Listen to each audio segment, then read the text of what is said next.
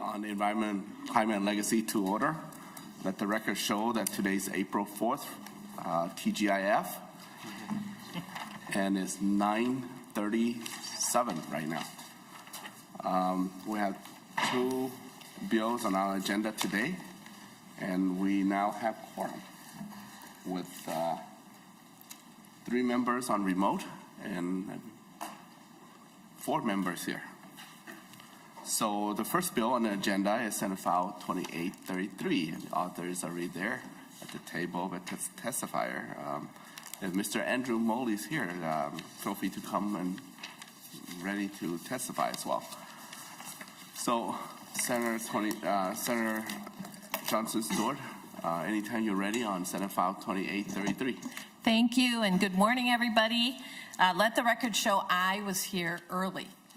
Just want everybody to know that. Shocking. So good morning. I have Senate File 2833, and I have 2 testifiers at least. And members, this bill provides modifications to the powers and the duties of the Minnesota Pollution Control Agency, and they specifically relate to permitting efficiency. This bill allows an applicant for a publicly owned wastewater treatment plant to request a waiver of a requirement they be provided a copy of the draft permit at least 30 days prior to the public notice. It allows the PCA to reduce the 60-day public notice requirement to 30 days under certain conditions. And by the way, my testifiers will outline those more specifically. It requires the PCA to notify a permit applicant that additional information is required if they've been previously told that their permit or their application was incomplete. And it clarifies that for the purpose of counting days under the 90-day and 150-day permitting goals, the clock or the counter stops until the applicant has responded with any additional information that is requested by the PCA, and it gives the applicants an additional 30 days to respond with information unless the PCA extends the amount of time. It also allows the PCA to require owners and operators of any emission facility, air containment treatment facility, potential air containment storage facility, or storage facility to conduct air dispersion modeling of air contaminants for permitting purposes, and the testifier and I will talk about that more. The PCA is bringing forward this bill as part of their broader conversation around permitting efficiency, and I know we have Senator Hauschild's bill as well today. And so with that, I just want to note that this bill is being considered in addition to other budgetary requests, namely for additional staff to help process the backlog of permit applications. And with that, I am pleased to have Tom Johnson from the PCA, who will talk about each section. Mr. Chair. Mr. Tom Johnson, go ahead. Thank you, Mr. Chair and members, for the opportunity to testify today on Senate File 2833, and I really appreciate Senator Johnson Stewart for carrying the bill. This is, as the Senator mentioned, the governor's policy bill on permitting reform, and there are those other components within the bill. You have, Mr. Chair, the governor's budget recommendations. So look forward to continuing to speak to those as all of these items move forward. Walking through the bill a little bit more specifically, although Senator Johnson Stewart did an excellent job describing what the bill does, but a little background for Section 1. These municipal facilities often are either publicly funded a couple different ways, either through the Public Facilities Authority and bonding, or also through city council processes. So there's opportunities at the local level and here at the legislature for the public to weigh in on those projects.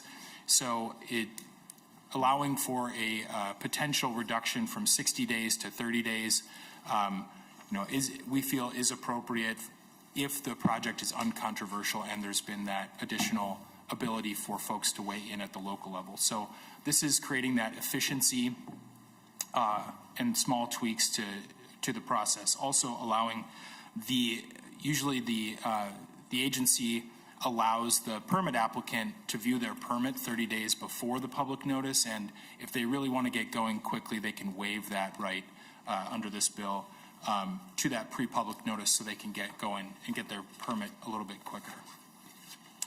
Section 2 provides for shared accountability between the agency and the permittee.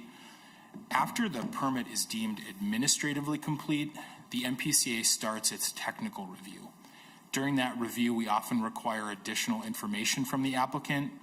While the MPCA understands and accepts accountability for our timeliness in working on permits, we do believe the agency should not be held accountable for situations where we're waiting for the permittee to respond to the permit applicant to respond to the agency to provide that information we've requested. So this is a tool that other states use. I believe Virginia and Pennsylvania use this type of tool. And so as we've been benchmarking ourselves with other states, as in, the Minnesota Chamber Foundation encouraged us to do in their report, we found that this is a useful tool that other states are using.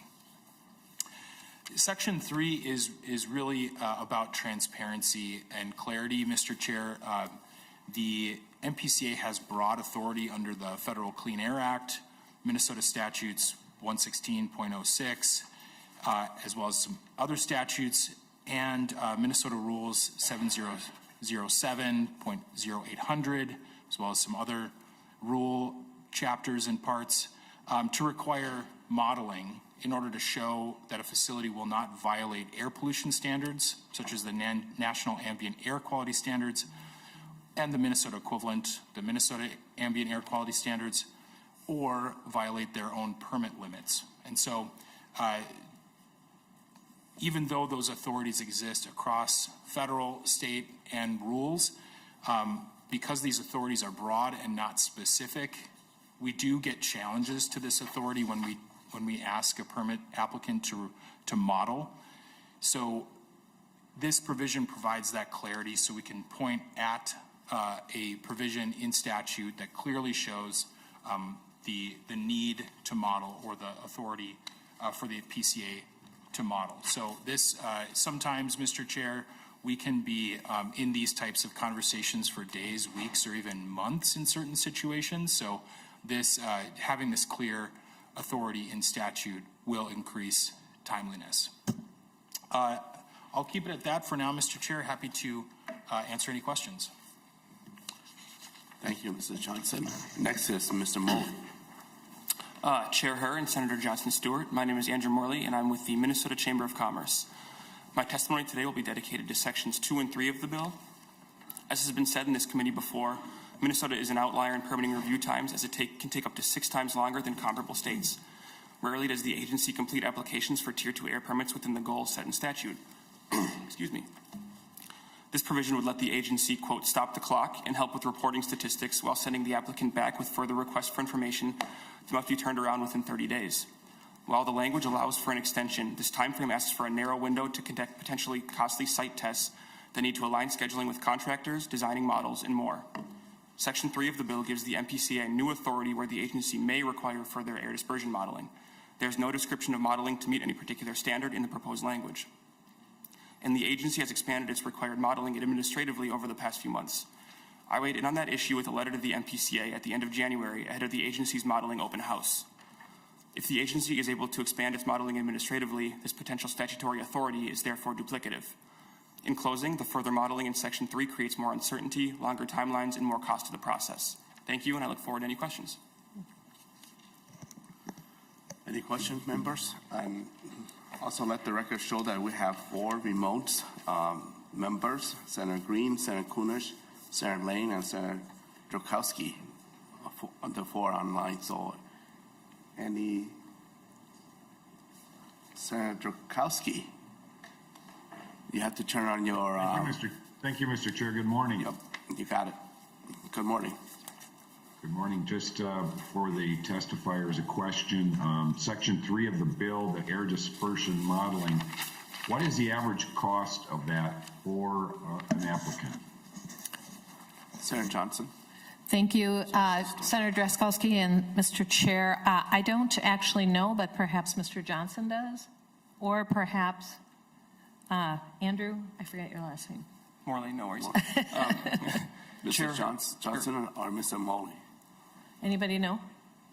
Mr. Chair, I'm looking for that information right now. I think I could provide it to the committee either if you give me a few minutes here or we can follow up with the committee afterwards if desired. Mr. Morley might know too. Yeah, Chair Herr, Senator Drazkowski, I just note that it varies widely. And part of the issue is scheduling too, right, and making sure that people can find this stuff. So I can ask, a variety of our members and get back with you, but I don't want to put an explicit dollar amount on it because I know the window can be pretty big. If you can pause. Elizabeth, do you know? Do you know the average cost of the air modeling? We don't get, it varies too much. Okay, all right. All right, Senator Drazkowski, if you can hear, we've asked a few people in the room, and it seems like the costs are pretty variable, although Mr. Johnson is going to be trying to find some range, maybe. That might be helpful for you.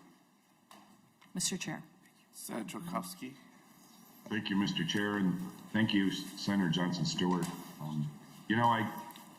I often wonder if our agencies even know the impact of what these requirements cost, and I would hope that some of these numbers would be much more readily available to them, or something that they could at least give us a range on.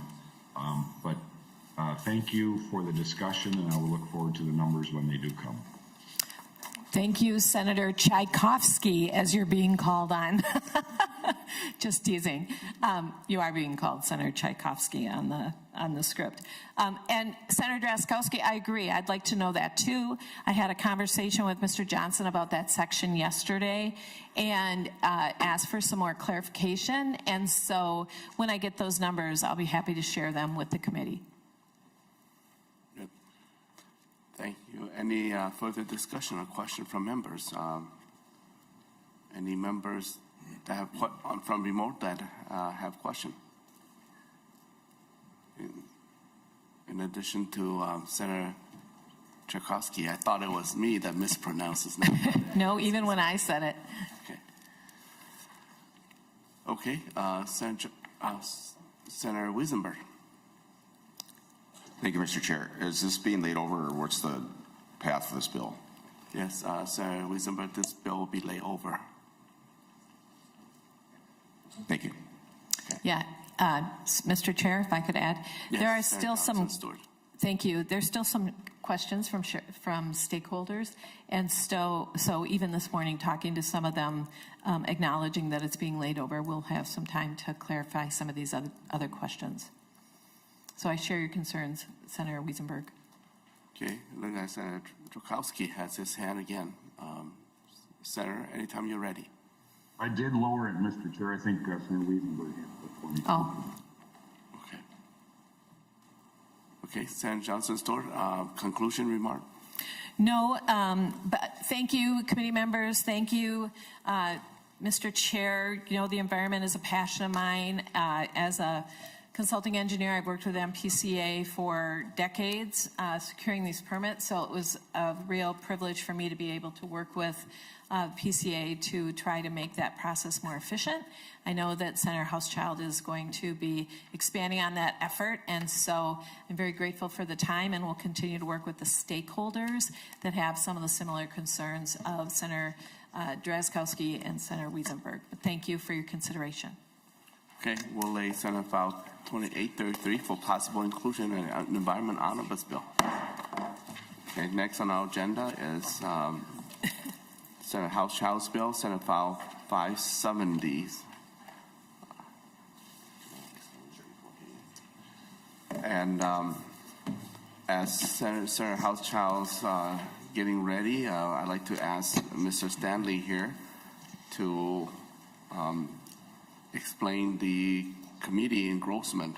The author A1 will be amended, incorporated to this bill, and so Mr. Stanley, anytime you're ready. Mr. Chair, members, I'm just going to tell you about the various documents that you have in front of you briefly. You have the bill itself, which in the upper right-hand corner says as introduced. Then Senator Hauschild's A1 amendment is in front of you. It It's a page and line amendment that says A1 in the upper right-hand corner. There is also an unofficial committee engrossment that in the upper right-hand corner has the last few characters CE1. That shows you what the text of the bill will look like once the A1 amendment is adopted. You will also see a bill summary. The summary reflects the bill language as it will be amended by the A1 amendment once it's adopted. And then, Mr. Chair, there's also an A2. Since Senator Hauschild, should we proceed with adopting the A1 amendment? Okay. Members, Senator Hauschild moved that the A1 amendment to be adopted in the Senate File 570. All in favor, say aye. Aye. Aye. Opposed? Aye. Okay, motion prevail. Okay, Senator. Okay, Senator Hauschild, you have an A2 amendment as well? Okay. I do, Mr. Chair. This was a late conversation on this bill with the Association of Minnesota Counties and Chamber of Commerce and myself, and this was the sort of the negotiation that we came to on Section 1 of the bill. Okay, and the A2 and A1 earlier I haven't mentioned, but it's posted online. It's on your package, members. So all in favor of the A2 amendment, say aye. Aye. Opposed? Okay, motion prevail. Senator Hauschild, you may speak to the bill as amended. Thank you, Mr. Chair and members of the committee. Before diving into the bill, I want to take a moment to remind us all about what makes Minnesota truly special. We are a state defined by our incredible outdoors, from the boundary waters to the prairies and lakes in the south, and by a uniquely diverse economy. Whether it's agriculture in the west, timber and taconite on the Iron Range, or globally recognized industries like healthcare, retail, and technology in the Twin Cities, Minnesota has one of the strongest and most balanced economies in the entire country. But what really sets us apart is how we've always done things the right way. Strong labor protections, nation-leading environmental standards, and historically, an ability to bring people together, workers and businesses, rural and urban communities, to get things done. We were once known nationally as, quote, the state that works. That was a phrase on the cover of the Time magazine back in 1973, and for good reason. But I'll be honest, I worry we're losing that reputation. I hear it from folks across my district, the most rural district in the state of Minnesota, and across the entire state. People trying to expand a small business, bring in a new employer, or even just fix up an old facility. They're running into a permitting process that is oftentimes feeling broke. And when people have an interaction with their government that doesn't work, especially at the state level, it chips away at their trust, their confidence, and ultimately their belief that government can be a force for good. That's what this permitting reform bill is about, restoring trust by making sure our permitting system actually works. It works for everyone. For our labor partners who want clear timelines and fair standards, for environmental advocates who are fighting to protect America's natural heritage, for businesses who want certainty, and for everyday Minnesotans who just want to know that their government is responsive and efficient.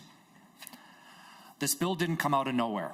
Over the past few months, we've had extensive conversations with environmental organizations like MCEA and Conservation Minnesota, with tribal leaders, with the building trades and labor community, with Jobs for Minnesota, and with the Minnesota Chamber of Commerce. Every group gave input, and every group made compromises. I want to especially recognize Tom Johnson at the MPCA for his thoughtful work on this issue. He's been a key partner in bringing this group together and finding common ground. This legislation does not weaken standards. In fact, it strengthens our ability to uphold them by making the process more predictable, more transparent, and more accountable. That's what a functional government does, and that's how we live up to the idea of being a state that works again. Thank you, Mr. Chair, and I look forward to walking through the bill. And I think what would be easiest is, given Tom Johnson's involvement in all the different stakeholder groups and meetings, to have him sort of walk through the different modifications we've made and big compromises on the A1 and A2 amendment. Thank you, Mr. Chair. Mr. Tom Johnson. Thank you, Mr. Chair and members, and appreciate the opportunity to testify on the bill, and I'll walk through it in a second. Just want to express my sincere appreciation for Senator Hauschild and all the stakeholders that came to the table and we're involved in the creation of the A1 and A2 amendment, which represents an initial deal. While there are provisions to work through, and I think all parties still see some need for movement on various provisions, I think we have made significant progress here, and very pleased to be walking through the bill here. So Section 1, Mr. Chair, was of the committee engrossment was deleted by the A2 amendment. So moving on to Section 2, and there were a number of changes here to the bill. First of which would be on lines 2.32 to 2.33 of the committee engrossment document. This is clarifying that goals established here, the 90-day and 150-day goal, do not apply for permit applications required due to an agency enforcement action. So these are fairly rare, but they do take a lot longer when there's an enforcement action that then requires a permittee to apply for a new permit. The next paragraph here on page 3, the page 3 in general, I think represents, there are a number of changes here, but overall represents the deal that was reached to require one report as was required already in the statute, but additional information is required here. And so additional accountability for the agency there, additional transparency for all to see kind of the timeliness. There are multiple provisions here that were also in the underlying bill that were accepted, including statement of the number of Tier 2 permits completed within the reporting period, and then the percentage of the total applications received, and separating that data for industrial and municipal permits. There's also provisions that make it clear how much staff is needed at the agency to complete timeliness goals. Moving on to the end of the page here, page 3, line 2.29, paragraph D, and that goes into page 4. This is a section about timeliness, paragraph about timeliness, and where we have, what we've looked to do here is keep mostly our current process, but ensure that there is a little bit of grace period for applicants so that small issues with the permit application are not immediately rejected as incomplete, but there's a little bit of wiggle room to work with the permit applicant on if there are small pieces that need to be rectified. So this is something that the Chamber and the agency have worked on for quite a while, and I think we're moving in a good direction here. As we move, the deal also represents several items that were concerning to the agency, and really appreciate all the stakeholders, but especially Mr. Morley at the Chamber for listening to the agency's concerns. It was also a big driver of the fiscal note to have court challenges to permits, and so I think as we talk through those issues, being able to remove those really got the agency to a much different place on the bill, and so really just want to appreciate that ability to compromise and the conversation there. Section 3 of the bill is a provision on separating the construction and operating permits. This has changed slightly. The overall goal remains the same, to issue separate permits or separate approvals for permits. What we've done to change the language here allows the agency to make some of these changes within our current rule structure. So that has avoided a very large and costly rulemaking. Also had a significant impact on the fiscal note to make this more so fit within our current rule structure. So the other piece that was brought in here is to separate these construction and operation activities, except for the types of facilities that are required to complete a mandatory EIS under 4410. So while there's still some work to be done on this section, I think from all stakeholders are interested in continuing to work on this, I think we've made some progress here, and that's also reflected here and also in the fiscal implications of the bill. So the next section, section 4, this made changes to, and it starts here on page 8, line 30, paragraph F.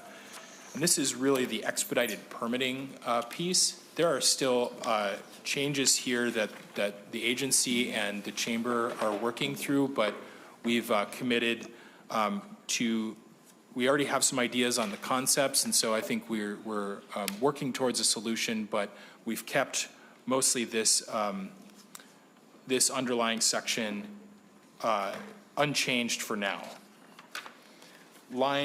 Section 5,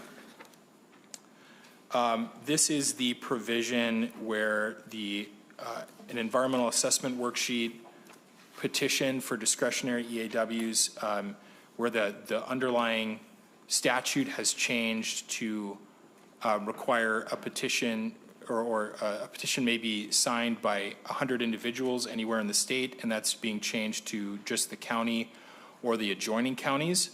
I know that there's also interest from many different stakeholders in continuing to work on this section, but for now we are keeping it in the underlying bill, or in the underlying bill. Section 6, this is a section that was brought over from the companion bill in the House, from an engrossment there, and so this is just making it clear that nothing in this subdivision, 116D.04, subdivision 2B, precludes a local unit of government from beginning to review a feedlot permit application for a feedlot subject to environmental review under the chapter. And that does not change anything about the current process, but makes it clear that that can be done. Section 7, there were some changes made over, again, in the companion, over in the House, in the other body, but, and so those were accepted over here.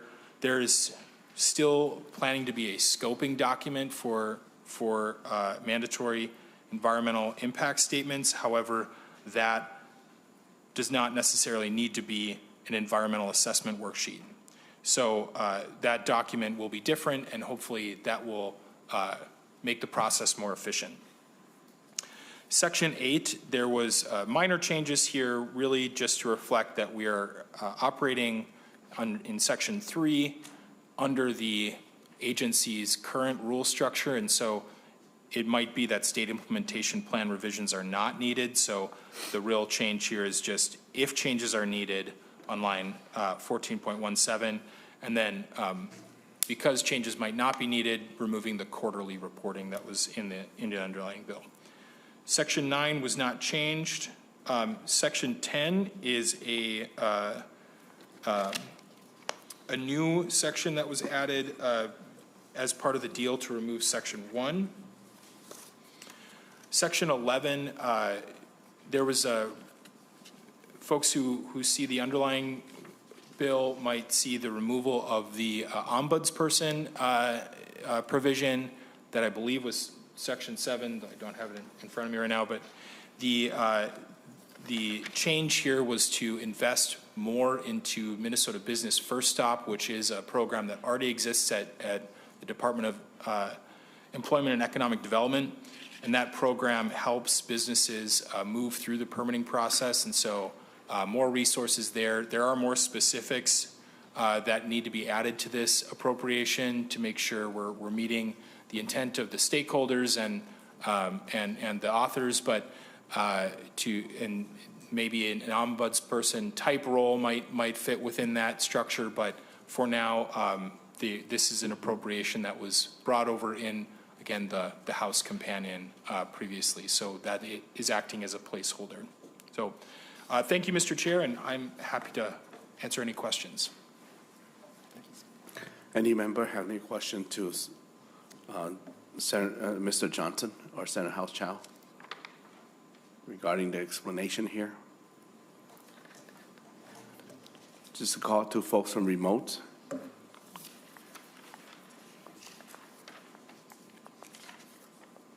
Okay. Okay, no questions. So we're going to move to the second testifier, Mr.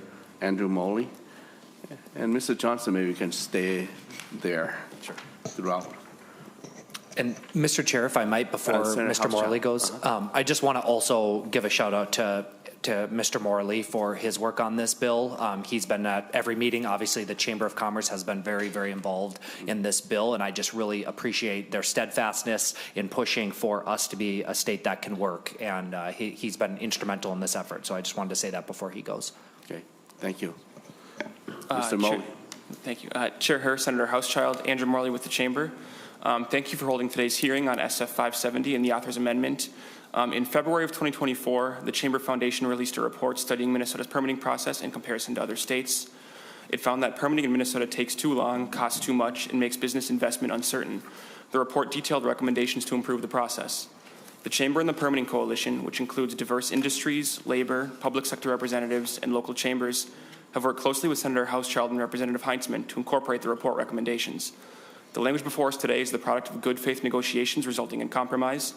Thank you to the MPCA, the coalition members, and other stakeholders involved. SF 570, as amended, gives the agency the tools and resources it needs to be more efficient, more transparent, and better serve the public.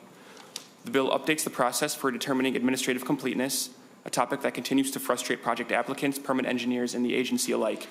The solution we've put forth provides a short grace period to allow both the agency and applicant to ensure all materials are submitted as required before an application is formally deemed incomplete. Section 3 separates operating and constructing permits in the AIR program. The report referenced earlier found that our state takes up to 6 times longer than others to issue AIR permits, and also found that Minnesota is in the minority nationwide in having a combined program. Our neighbors and those with comparable economies and politics have significantly shorter timelines with separate programs. While the language in front of us carves out mandatory category EIS projects, Senator Hauschild, the agency, our coalition, and other stakeholders are continuing to find the best path forward on this provision. Another result of compromise is the Ombudsman for Business Permitting. It's important to have a third party help Sherpa businesses through our process. Minnesota Business First Stop at Deed is a natural fit. The goal is to further resource that office to work as an ombudsman.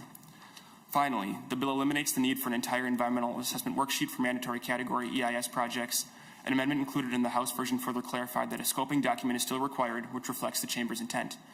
In closing, this bill is the result of compromise. Thank you to Senator Hauschild for his leadership, to Senator Herr for scheduling the hearing, to all of our coalition members, the MPCA, and other stakeholders for your partnership in making this a reality so far.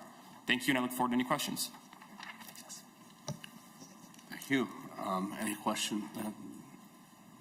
Senator Johnson? Okay. Any questions to Mr. Morley? Is at the desk here. If not, we're going to move to Mr. Martinson, Brian Martinson, Association of Minnesota Counties.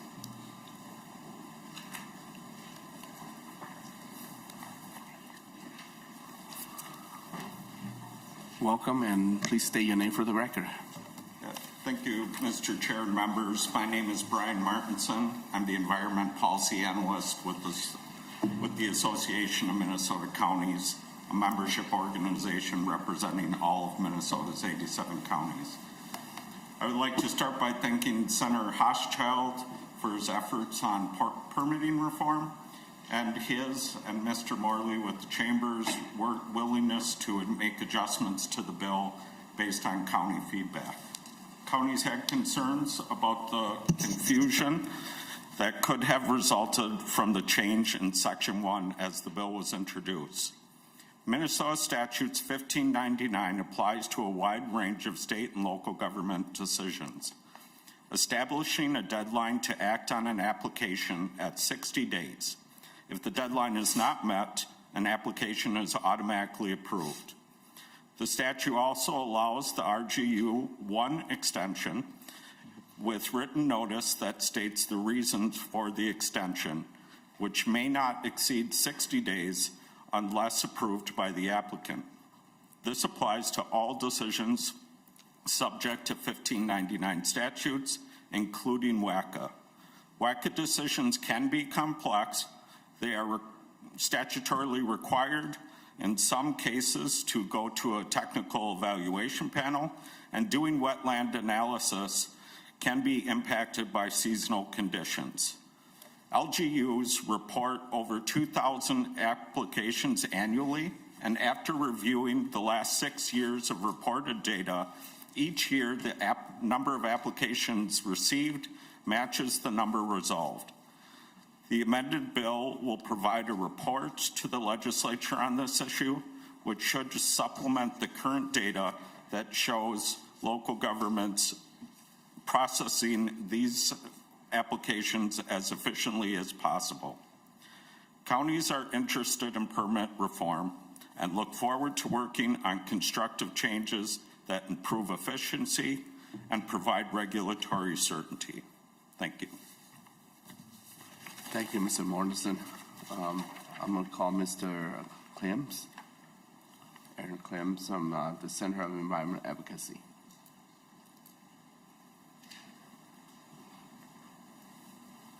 Welcome, Mr. Clem, and state your name for the record.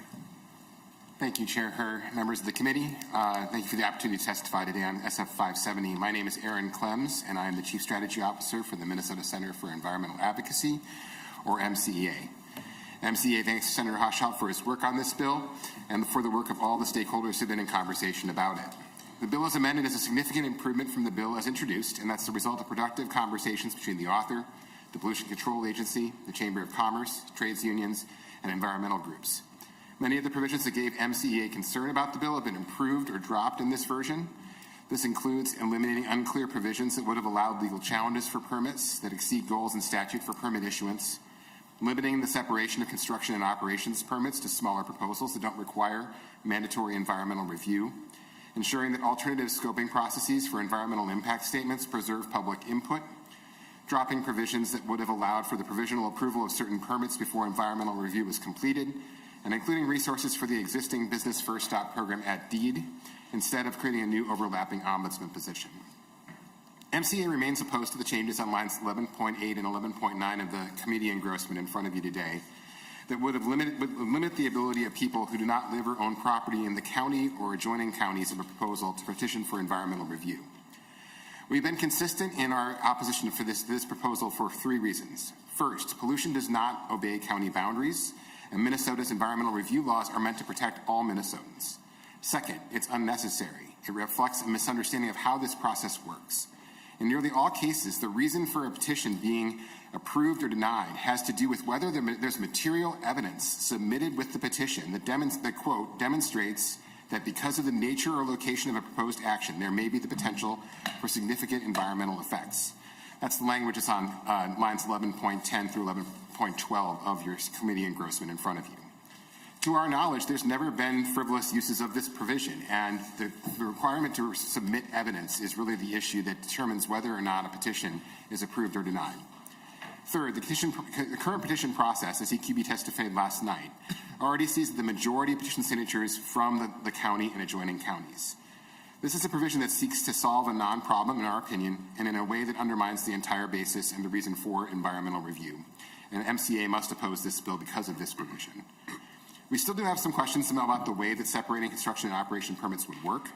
In our conversations, it's been made clear that being issued a construction permit would not entitle a permittee to an operations permit.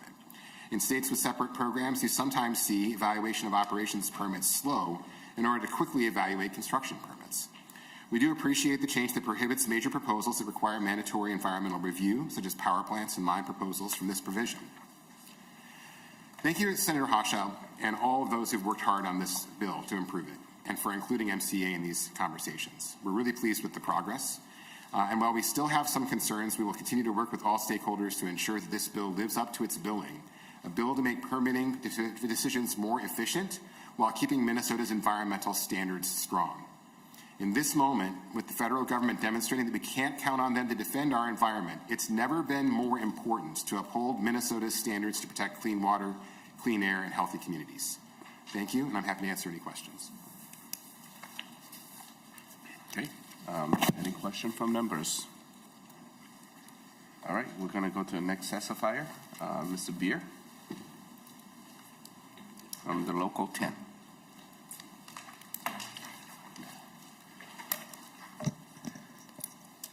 Thank you, Chair. members of the committee. My name is Colin Beery. I handle government affairs for the Sheet Metal Workers Local 10. But more importantly, I'm here today on behalf of the Minnesota State Building and Construction Trades Council. I'm proud to be here representing over 7,000 women and men in the building trades across the state to support common sense improvements to the permitting process in Senate File 570. Minnesota is a great place to live and work. We have strong labor protections, high environmental standards, and a workforce second to none. But as we look around the country, we see major investments, especially those spurred by the Biden administration's infrastructure and manufacturing initiatives, flowing to other states, many of which do not share our high standards. There's no single reason for this, but we do believe uncertainty in the permitting process plays a role. Business and developers need to know that when they invest here, they won't face unnecessary delays and unpredictability. That's why we support this permitting efficiency bill. It's not about weakening protections, it's about making the process more efficient, predictable, and transparent. We're proud to stand with the business community and other stakeholders in supporting these reasonable, common sense reforms. We believe they will help Minnesotans compete for the next generation of jobs, investment, while maintaining a strong labor and environmental standards. Thank you for your time, and we urge your support on this bill. Thank you, Mr. Beer. Any question to Mr. Beer? Okay, I'm going to call the next testifier, Zach Martin. It's Power.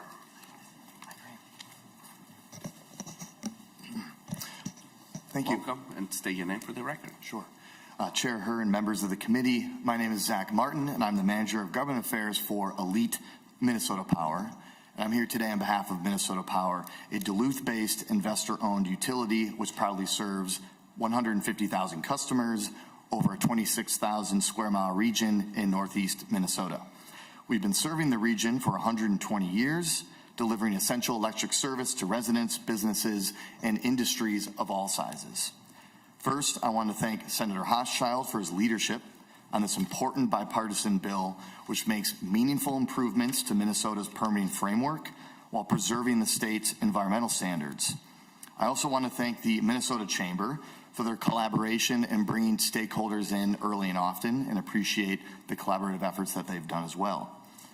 Providing clear and predictable timelines in our permitting procedures will improve Minnesota's competitive advantage with our peer states. We think these changes will attract more business activity to our area, so we strongly support Senate File 570 and hope the committee will agree. From our perspective, continued economic development is critical to promoting both the health of our communities and the health of the utilities that serve them.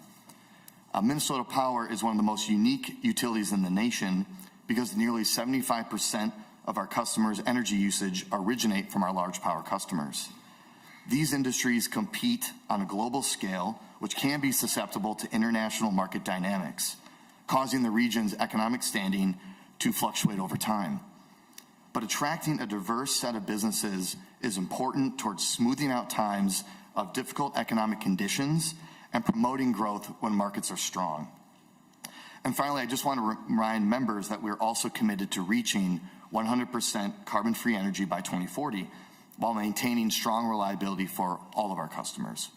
Senate File 570 moves our state in the right direction and helps our region, so we stand in support. Thank you for your time today. Any questions to Mr. Martin? Okay. We're going to move to Mr. Sjöström, Lucas Sjöström from Minnesota Milk Producer Association. Welcome, and introduce yourself for the record. Thank you, Chair Herr and committee members. My name is Lucas Sjöström, and I serve as the Executive Director of the Minnesota Milk Producers Association, and also am a dairy farmer. Thank you for the opportunity to testify today on behalf of Senate File 570, and it's an important clarification for Minnesota's livestock farmers. Thank you to Senator Hauschild for bringing it forward, as well as authors Senators Frentz and Kupek for helping us improve the farm-related provisions. In practice, we've seen multiple counties in Minnesota refuse to even accept feedlot permit applications due to confusion over the existing language in 116D.04 subdivision 2B. We know PCA, as Mr. Johnson said earlier, is aware of the confusion, and this has created real barriers for our members, farmers who are simply trying to invest in their operations and follow the rules. There are two common misunderstandings that we believe urgently need to be clarified in law. First, nothing in the current statute should prevent a farmer from submitting a permit application to their county in the same time the MPCA is reviewing an environmental assessment worksheet. These processes should be able to run concurrently, and the author's amendment corrects this, so we thank you. That's in 13.31. Second, we think further clarification could happen with local governments allowed to issue preliminary or conditional approvals, and spelling that out clearly, as marked as contingent on successful completion of the environmental review. That flexibility is not currently prohibited in statute, but many counties and agencies, we believe, interpret it that way. The result is delays that can stretch for years. With no application on file, sometimes others will prejudge or add hurdles into the farm's initial application. So this bill and its clarifying amendment don't change environmental standards, as has been said before. They simply ensure the process works as intended. Our farmers want to do the right thing, and so let's give them a fair and functional path to do so. So thank you very much. I urge your support for Senate File 570 with these clarifications. Thank you. Any question from members? Thank you for your testimony.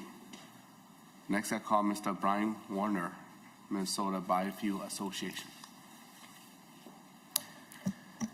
Chair Herr and members of the committee, my name is Brian Werner. I'm the Executive Director of the Minnesota Biofuels Association. On behalf of our association, I want to express our support for Senate File 570 as amended, which would improve the efficiency of the permitting process in the state of Minnesota. Thank you to Senator Hauschild for carrying the bill, to Chair Herr for holding this hearing today, and to the Chamber of Commerce for bringing all the stakeholders together to find consensus changes to move the bill forward. Minnesota's renewable fuel sector helps support farmers, rural communities, and our state's economy and environment through the production of low-carbon transportation fuel and animal feed from Minnesota-grown feedstocks. My members want to do more to contribute to the state's economic and environmental goals, but lengthy delays in obtaining permits to build, expand, and operate their facilities have hampered those efforts. The changes made in Section 2 on determining permit application completeness, Section 3 separating construction and operation permits, and Section 4 allowing permit applicants to request and pay for an expedited process would result in more transparency, accountability, and timeline certainty for both the agency and industry. It will allow ethanol plants to achieve better environmental outcomes, lower carbon intensity scores, and unlock a path towards new market opportunities like sustainable aviation fuel. We urge your support. Thank you for the opportunity to testify. Any question from members? Okay, thank you very much for your testimony. I'm going to call Mr. Bowden. Darren Bowden, Minnesota Agri-Grow. Welcome to the testimony table, and state your name for the record. Good morning, Mr. Chair, members. Darren Broughton, Executive Director of Minnesota Agri-Growth. I want to say I'm here to testify this morning in favor of Senate File 570. I want to say thank you to the bipartisan leadership on this bill in both bodies, but in particular I want to say thank you to Senator Hauschild, who's been a fierce champion and advocate to finding a common sense middle ground solution to get Minnesota moving again.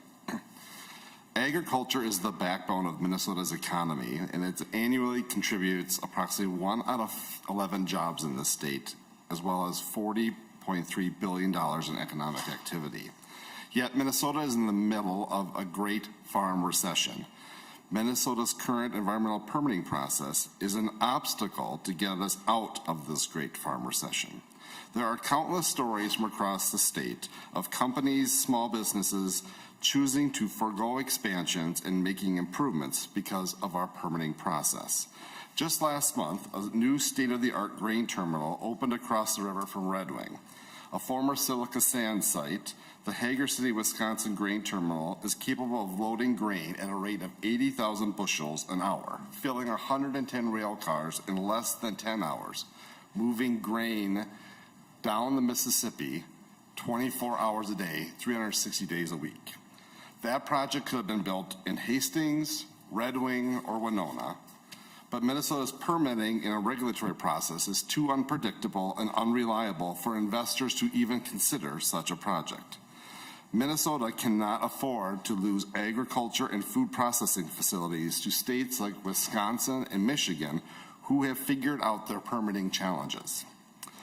Senate File 570 is an immense chance to create new and expanded economic opportunities for the state's entire agricultural and food economy. Improving and streamlining Minnesota's environmental permitting process can help remove one barrier that is impeding Minnesota companies and farmers from expanding and attracting new industries like sustainable aviation fuel facilities and green hydrogen and ammonia projects that support energy storage and shipping fuel. Senate File 570 focuses on improving the permitting process. It does not, I repeat, does not change environmental standards. Senate File 570 does not alter the relationship between the state of Minnesota and our tribal nations, nor does it reduce the public's ability to provide feedback on permits. Senate File 570 focuses on better coordination between state and federal agencies, local governments, and tribal governments, because transparency in public timelines holds everyone, government, permittees, communities, accountable. We can protect Minnesota's air and water, address our climate concerns, and streamline our permitting process to foster stronger and more sustainable economic growth. Let's show the country that Minnesota can do hard things in a strong bipartisan fashion. Please support Senate File 570. Thank you very much for your testimony. I'd like to call Lauren Cervic, Minnesota pork producer, to the testimony table. Welcome. Thank you, Chairman Herr and Senator Hauschild, for bringing the bill forward today. For the record, I'm Lauren Cervic, Director of Public Policy Strategy and Sustainability for the Minnesota Pork Producers Association. Minnesota's farmers and agribusinesses remain stymied in their growth potential as Minnesota continues to be a difficult place to grow and develop business. A drawn out and at times inconsistent permitting process add costs that at times exceed the willingness of farmers and other food and agribusiness owners to continue investing in their farms and businesses here in Minnesota. For these reasons, Minnesota Pork Producers Association supports Senate File 570. For Minnesota's more than 3,000 family pig farmers, a timely, predictable, and consistent environmental permitting process is paramount. The cost to permit a pig barn in Minnesota is significantly higher than in our neighboring states, according to a study done by our Department of Agriculture. The review process can be delayed, with administrative pauses further delaying timelines, increasing costs, and even halting projects altogether. Many decisions and commitments are being made by farmers before they submit a permit, and a consistent environmental review and permit approval timeline is critical. Just like other Minnesotans, pig farmers deeply care for our state's valuable natural resources and are committed to operating within their permits and doing the right thing for our animals, our communities, and the environment. This discussion isn't about reducing environmental protections. Farmers know what it takes to manage an environmentally, socially, and economically sustainable farm, and are committed to doing so in their rural communities, where livestock production is a cornerstone in the economy, driving opportunities for businesses, creating jobs, and adding vibrancy to our rural communities. Meaningful permitting reform is a vital step in that process, needed to further unlock the potential of agriculture in Minnesota. Pig farmers and the Pork Producers Association look forward to engaging with legislators and the agencies as we find solutions that meet the needs for Minnesota's family farmers, while also creating opportunities for future generations of farmers and agribusinesses, all while protecting our shared natural resources. Thank you for letting us testify today. Thank you very much, Mr. Senator Ann Johnson Stewart. Thank you, Mr. Chair. My question is not for you. I've just been told that I'm up for a hearing in another committee, so I need to ask a quick question, if I could. My question is for Senator Hauschild, and it relates to line 11.6 and 11.7. Again, thank you for accommodating me. I will be back after my testimony if we're still meeting. Actually, I was wrong, 11.8 and 11.9. Sorry, I circled one part. But my question is, I notice that there's a change from who can request an environmental assessment worksheet from anybody in the state to anybody in a county where the proposed action will be undertaken. And generally speaking, I understand that. I'm looking at a map of the Arrowhead region, noting that well, I guess I have one question. St. Louis County is bordered by Douglas County, Wisconsin, where I happen to have a house.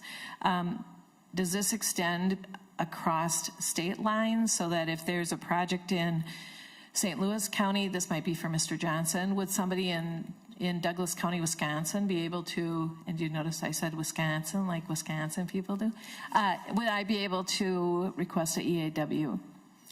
Sir Hauschild. Mr. Chair and Senator Johnson Stewart, thanks for the question.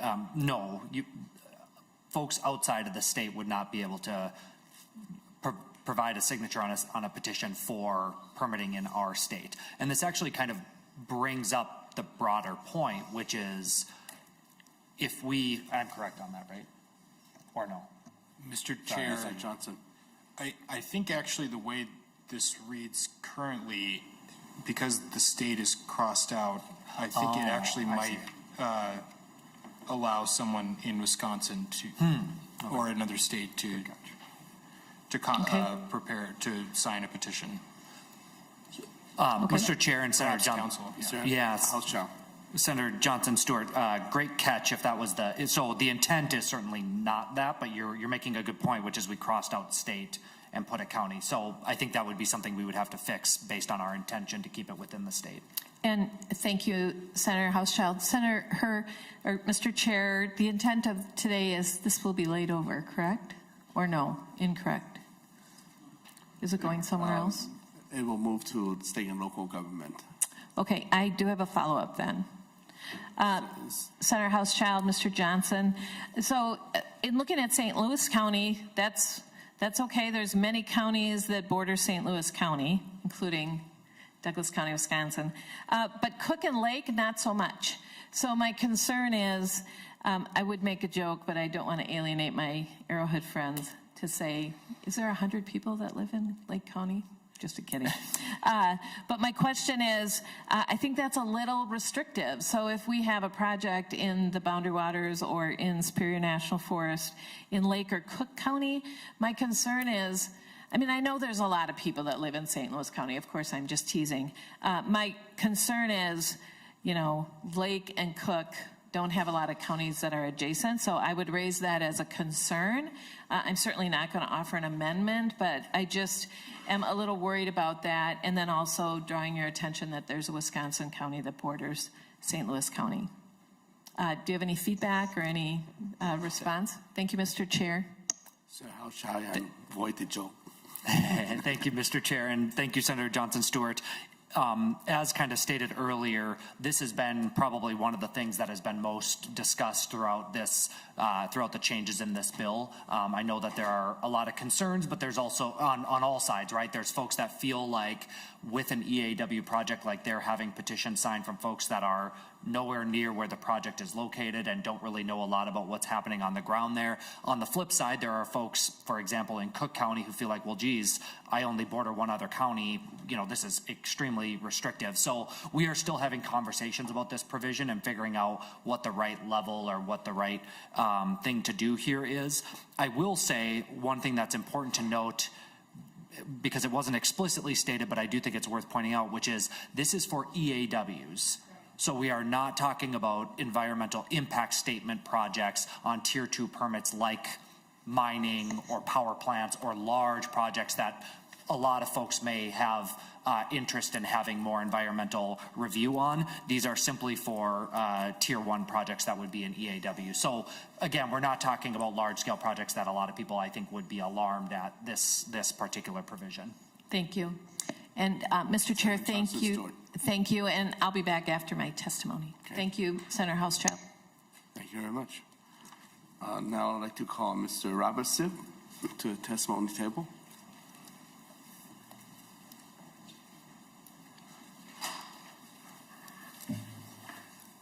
Welcome, and state your name for the record.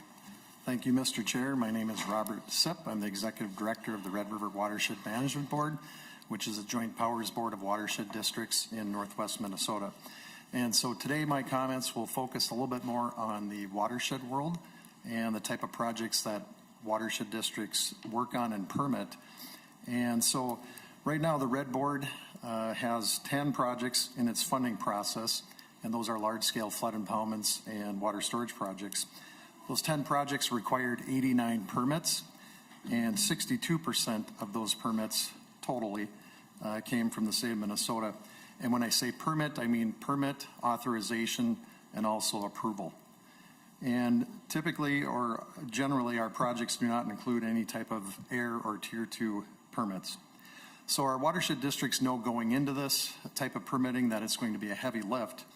But looking at the projects that we have in the process at the early concept phase, we have another 15 projects in the works, and potentially those projects will require another 135 permits, plus or minus. And so a quick example, and I won't go through it on page 3 of my testimony, is just a table of permits required for a project out in the western side of the state. And there's permits from all levels of government. And so what we're really looking for is streamlining and further streamlining and making permitting processes more efficient, especially for the types of projects that we're working on, and just to create more awareness. And one thing we see is that generally state permits cannot suffice for federal permits, so we do have that dual tracking of state and federal permits. And so just a couple of quick examples here of projects where we've run into some issues. We do have a project called the Lilac Ridge Project that's up in the Middle Snake Tamarack River Watershed District, and they had a project that late in the permitting stage, rare wetland was found, and the project has effectively come to a halt, and $800,000 was spent on that project. So the project's done, the $800,000 is gone. And so the point is that we're looking for more communication late in the stage of permitting, and again, more efficiency and coordination and streamlining. And I'd mention too that the Red Board, we're not against water quality standards, and in fact, we actually have a water quality program in the Red River Basin, and we also have a habitat program. And in addition to that, we do have some water quality objectives and goals at the international border with Canada. And so one other quick example is that we have the Rosa River Watershed District. They're working on the Rosa Lake Bottom Project, and they actually had to let some Lessard Sam's funds go back to the state because they could not obtain a Corps of Engineers permit from the federal level. So that's more of a federal level issue, but again, it gets back to some of that coordination between the state and federal agencies. And so what we're looking for, again, is just a bigger focus on efficiency and streamlining. And regardless of how an ombudsman position or that work moves forward, whether it's at Minnesota First Stop or wherever, we would definitely support that. And we would even say or suggest that maybe watershed districts and other local units of government could be included in that. And then I guess lastly, to wrap up, I was here about 3 days ago to testify on the Red River Basin Flood Mediation Agreement. And so that's been a great example of how we can work together at the local level with local, state, and federal agencies. So with that, I want to thank the committee and Senator Hauschild and also the Chamber of Commerce for their efforts on this, and that concludes my testimony. Thank you. Thanks. Okay, thank you, Mr. Sibb. Any questions from members on the bills or to any testifier? Any member of the audience? Senator Joukowski, you have a question?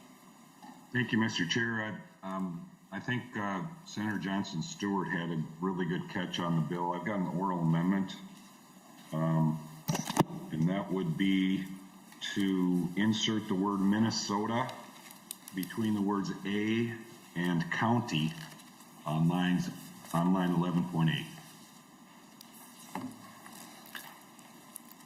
Okay. Sarah Hauschild? Mr. Chair, I would accept this as a friendly amendment. Okay. Can I have council repeat that? Mr. Chair, members, the amendment would be on line 11.8 of the committee engrossment. After A, insert Minnesota. Okay, all in favor of Senator Kowski oral amendment, say aye. Aye. Aye. Oppose? Motion prevail. Any other questions or amendment from members? Okay, and last call for member of the audience to come forward testify. I see no hands. Okay. All right, well, to the chief author, Senator Hauschild. Well, thank you, Mr. Chair and members. At the end of the day, this bill is about something pretty simple, making sure government works the way it's supposed to for the people that we represent. Minnesota has always prided itself on doing things a little differently. We don't cut corners, we don't sacrifice our environment or our workers just to move faster, but we also don't accept that government drags its feet and leaves people in the dark. We can have high standards and a process that's efficient, transparent, and predictable. That's what Minnesotans expect, and it's what this bill delivers. I'm proud of the work that's gone into this. It wasn't easy. We brought together stakeholders who, frankly, don't always agree on almost anything. That's labor groups, business leaders, environmental advocates, tribal nations, and everyone in between. Everyone gave a little to move us forward, and that's how it should work. Because the truth is, if we don't make our permitting system function better, we risk losing more than jobs and investment. We risk losing people's faith in public institutions. And once that's gone, it's hard to get back. This is a Minnesota solution to a Minnesota problem. It reflects our values, and it reflects what people are asking for across the state. A government that listens, responds, and just delivers. I'm grateful for the conversations today, and I respectfully ask for your support. Thank you so much.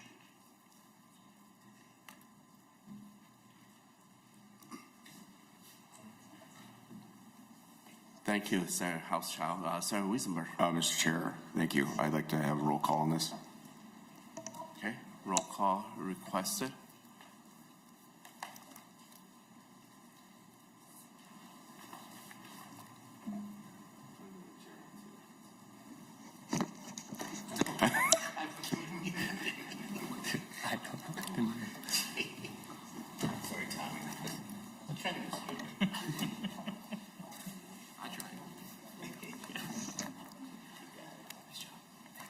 Sir Hauschild, let me get advice from council what the proper step first. Okay.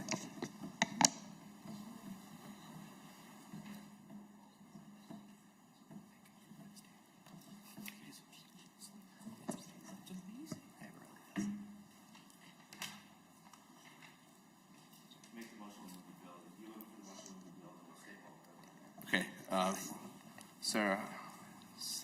Senator Wiesenberg moved that Senate File 2530, 2570. Just a second. Just 570. 2570. As amended, be recommended to pass and be referred to the Committee on State Local Government. So moved. And I'd like a roll call. Thank you.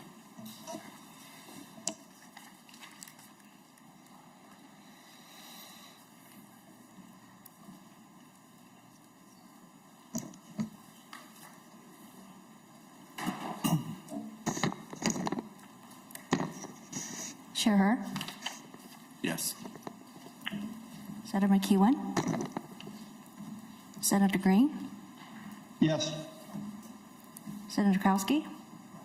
Aye. Senator Hauschild? Yes. Senator Hoffman? Yes. Senator Johnson Stewart? Senator Kunish? Yes. Senator Lane? Senator Wiesenberg? Aye. Senator McEwen?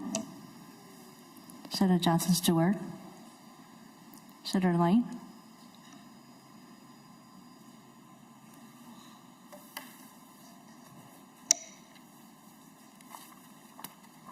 Okay, there's 7 yes and 0 no.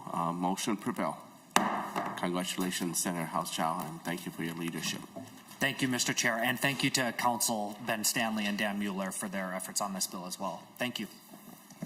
Okay, members, we'll be working on the environmental omnibus bill. We'll have that markup for next week. Senator Johnson Stewart, we're just about to conclude, but welcome back. Anything from you? No, I was told to run in for a roll call, but apparently I missed it, so sorry. All right. Did you need me, Senator Hauschild? Okay. You won't be in trouble. So thank you again. We will do a markup on our environmental omnibus bill next week.